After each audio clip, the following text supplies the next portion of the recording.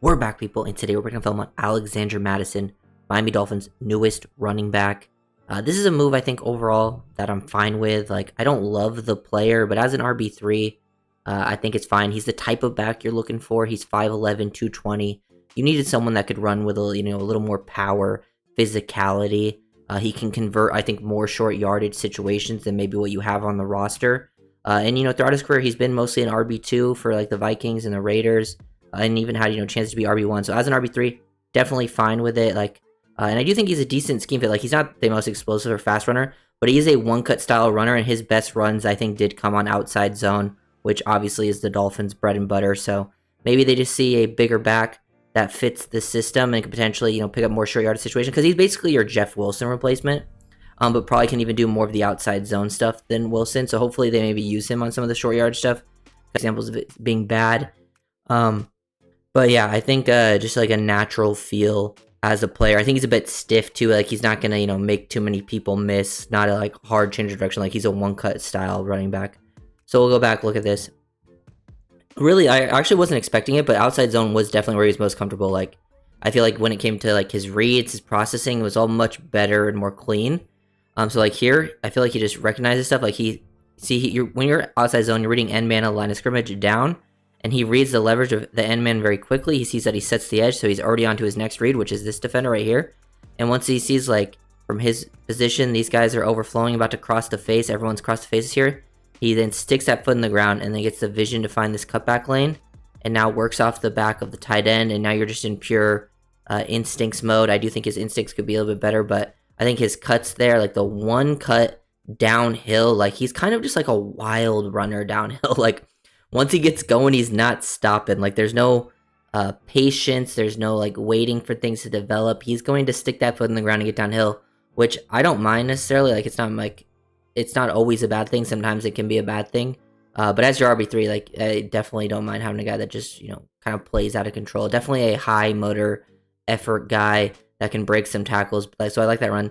It's the outside zone stuff. So here, Raiders block this up pretty nicely. Kind of just working off the back of this, gets up into this and squeeze, and he basically just drops his shoulder into these guys. Like, there's nothing to really talk about in the process of this play, but I like to see the contact balance and play strength. Just stay on his feet, keep his feet beneath him.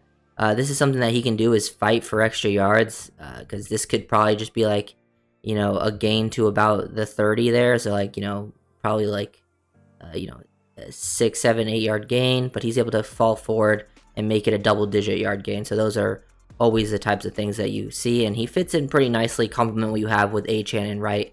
Obviously, it's an RB3, so he's going to be cheap, and he might even be RB4. Who knows what you end up doing in the draft? It's still very early in the process. I do think he looked better when he was in Minnesota. Like this, when the Minnesota was running outside zone, like here, outside zone with the motion from the receiver, he just hits the hole, no wasted moments at all. He's just going to hit and get downhill, and when he has like the momentum, he is going to, and like he has momentum and then he drops his pad level, because sometimes he won't always drop his pad level. When he drops his pad level with that momentum, he's going to run through some arm tackles. Look at him just split these two guys.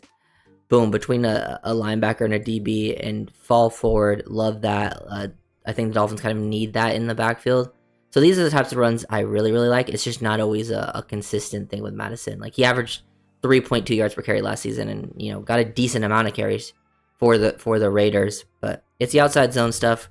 Recognize the instant cut in. So like this guy's the end man line of scrimmage. He instantly shoots up into this gap and he's able to direct his path to the outside. And once he does that, he now still sees outside leverage, outside leverage, outside leverage. So stick that foot in the ground and get upfield horizontally, find that hole, and he does. He bangs through. This is just like good, running on outside zone. Good, like little wasted movement. Good feet, and then get downhill and then make a cut and make someone miss out in space. It's not something he's going to do a ton of, but if it's a one cut type of move, he can potentially make someone miss. But he's a little bit stiff overall when it comes to that type of thing. But yeah, if you can just get him going downhill with some decent blocks, like he'll make very quick movements, and that's some good stuff right there from Mattison. And he drops his pad level into 31, bowling him on that play. So yeah, really like when Mattison can get a full head of steam. He's definitely going to be willing to punish and throw his body around and be physical. And, you kind of need that back on the roster, I think, for Miami. So kind of like similar to Jeff Wilson, where like Jeff Wilson would make like a few plays in a season that were like really important for Miami, and then other than that, like he wouldn't get the ball a ton.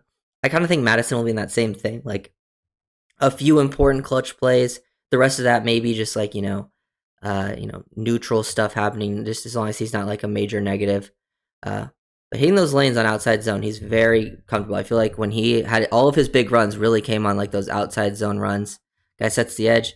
He's able to get up, hit that hole pretty hard, pick up his feet out in space, like seeing this when guys dive at your feet, pick them up, regain that balance, still throw your shoulder, try to finish your run on a DB like that. Short yardage overall, like if things, like here he gets contact, he's able to fight into the end zone. Like he will give you some fight. He's not elite in this area, but he does show, I think, end up being pretty decent, better than what you were last year for sure. The Dolphins were horrible. To be able to fall forward, get in the end zone, continuously fight, just downhill. Dolphins were horrible in short yardage situations. So like the red area, constantly like this, get hit around the 2, and he's able to fight through and fall at least down to the 1. Dolphins need this kind of play down in the red area. It's nothing too crazy, but and it's one big high effort guy that can potentially grind out some short yardage. Like when the vision's good, like this was a 4th and 1 versus Miami. He sees the cutback lane pretty nicely open up. They're running inside zone. He's able to stick that foot in the ground and get downhill instantly, and then end up kind of going over the defender. It didn't matter. He's going to pick it up anyways, but just good work there picking up short yardage. I think short yardage is a definitely nice part that he can have in the offense. And here's some like the vision step that I think comes into play, because here, like sometimes when it comes to like his reads and processing, like so he sees this edge set, and once that happens, this guy's peeking back to the inside. So like on his path, like I feel like he struggles to get skinny through the holes. Like this is a thing where you got to be able to get skinny. You got to be able to do like little micro movements, and sometimes he just like will run into people. Like right here, I'm not, even if he should stay on the outside path, like work off the back of this. It's not like he still could have got crowded up here and end up getting not that many more yards, but it's about the process of the play, and he doesn't read this correct way. Like 94 has inside leverage. His first step was to the inside. Like he's taken out of that play, but you running right into him. Like once you kind of freeze right here, you need to stick that foot in the ground and get back on this path, because you at least would pick up a few more yards. It's more of the process of it. Not that he's not going to gain as much yards, but the process of his play right there ends up getting him tackled in the backfield. And that just happened too often. Then you have stuff like this where, like, I think, no wasted movement. Like, gap scheme stuff, if it's blocked up well, he'll hit it. Like, you just got to work off the back of your blocks. He's not a super patient guy, but, like, he'll get downhill, drop the shoulder, boom, fight through contact. Dolphins didn't really have too much of this last year from the running back position. Obviously, he doesn't have that big explosive play ability like the other guys have, so it's nice to see the complementary stuff. And it's stuff like this. Like, it's this, like I'm saying, getting skinny through the hole. So he is working. They're running, these guys down blocking up top, down block. This guy's pulling through. You're trying to hit off the back of 61 here and stay tight. How this is blocked up, you stay tight to this 61, but he ends up going super tight to 74 for some reason. Like he has a good hole to just run through here, but he gets super tight to 74, which ends up getting him running into defenders. Like I just feel like he doesn't have a great feel for when it comes to hitting these gaps. They have to be pretty big. If they're not super big, like he'll end up just running into a defender, like right here. This was something I saw a little too often. He stays a little bit to the outside path on the left, which, this guy has the potential to kick him out just a little more. He at least is able to fall forward and pick up more yards. And that ends up it's still a 4-yard gain, but not as much as you want to see. This is the first game of the season. He's not going to give you much as a receiver. He'll catch some checkdowns, but like good job here actually getting a hurdle. Probably his most athletic play of the year last year. And I think this was his week 1, his first catch of the season, just hurdling a defender, keeping his balance in the air after the hurdle, and then getting into the end zone. So, flashes of it, but it's your RB3, so it's not, too big of a concern with, not having multiple big playability.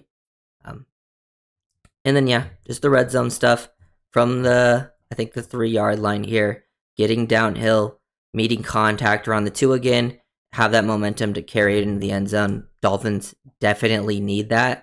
I just wish, I was hoping it was potentially someone in the draft. They could still do it in the draft, and I don't mind bringing someone in like Mattison. And I remember McDaniel did say like he plans to probably add a couple bodies to that room, so there's still potential to add. Not one of my favorite moves the Dolphins made this offseason, but not one that really, I think, hurts you either. And then this was one of the final. I think this is the final play, actually. Yeah, this one was like, yeah, this is where like his vision, man. Like, this is mid zone. This guy gets kicked out, so this is kicked out. They're motioning back this way with the receiver, and I understand like this. He has multiple options here. It's either go this way or hit the cutback. And I understand like what he was thinking. Like he hits the cutback, and if 19 hits the linebacker, but like this gets blocked up perfectly. Look how good they seal this 66, and then he kicks this out. You have 16 up on a safety, like a receiver blocking a safety. I don't understand the decision not to cut it this way because you have body. If 11 gets a body on him, like you're picking up double digits, but you decide to cut back.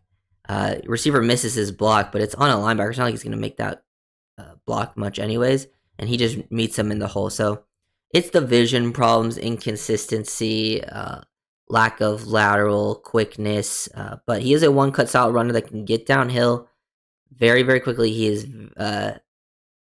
He makes his decisions very fast. Doesn't mean the decisions are always great, but he does make them very quickly. He's very decisive when it comes to his runs, and I do like the toughness that he brings. So overall, I think it's fine. Not one that moves the needle for me a whole ton. I think there'll be a few plays this season where he probably picks up some short yardage, and that will definitely help out.